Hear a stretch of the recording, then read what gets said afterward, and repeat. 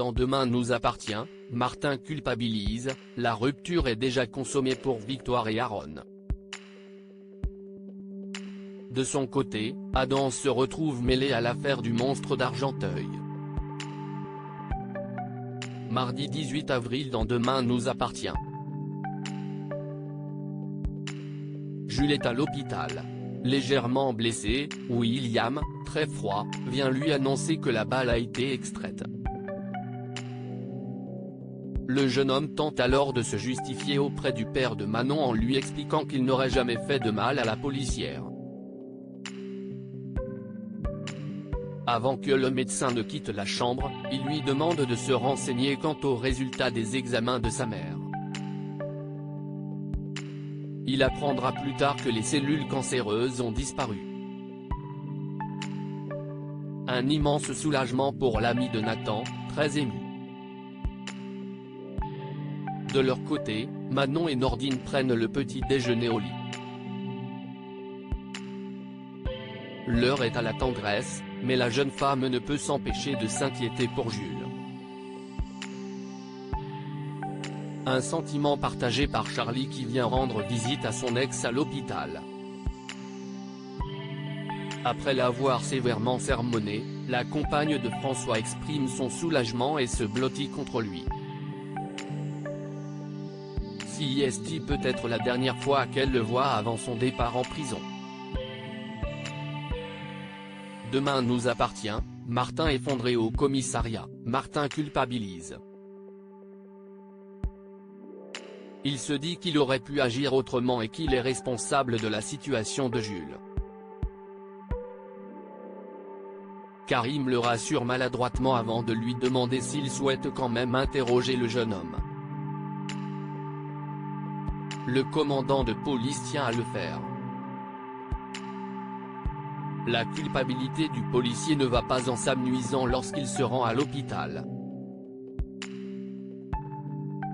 L'ex de Charlie lui reproche d'avoir choisi entre lui et Nordine, son fils, et d'avoir détruit sa vie en quittant sa mère et tuant son père.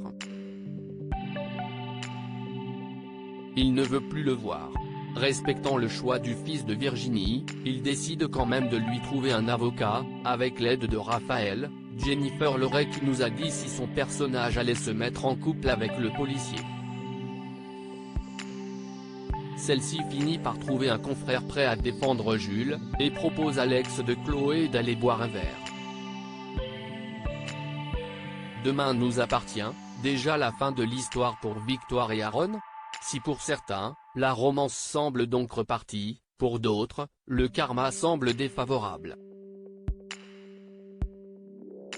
Victoire se prépare pour son rendez-vous avec Aaron, Stanikopé, lorsque Lisa arrive.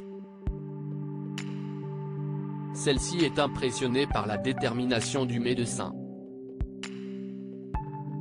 Épilation, nouvelle lingerie, vernis.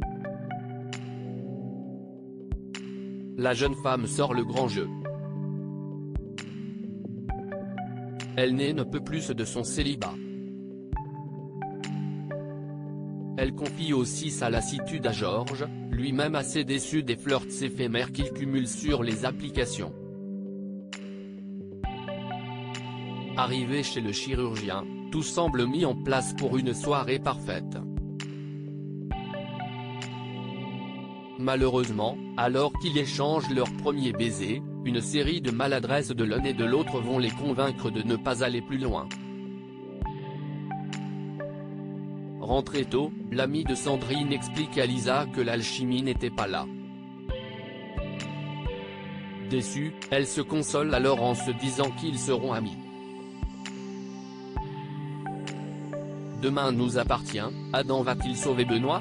Au commissariat, Georges se renseigne auprès de Sarah concernant les bruits de coups de feu entendus près de la planque de Lisa quelques jours auparavant. Si l'enquête de voisinage n'a rien donné, la femme de Roxane trouve étrange d'avoir croisé sa collègue sur place. Les soupçons sont amplifiés quand Georges se remémore comme elle ne semblait pas être au courant des congés de sa sœur. Benoît, Jean-Baptiste Monnier, lui, poursuit sa grève de la faim. Il refuse même de boire, souhaitant que la policière porte le poids de sa mort sur sa conscience. Pourtant, l'heure du salut pourrait avoir sonné pour le professeur de SVT. Alors qu'il est en exploration photographique, Adam se rapproche de la maison où le monstre d'Argenteuil est détenu. Il entend alors un cri venant de l'intérieur.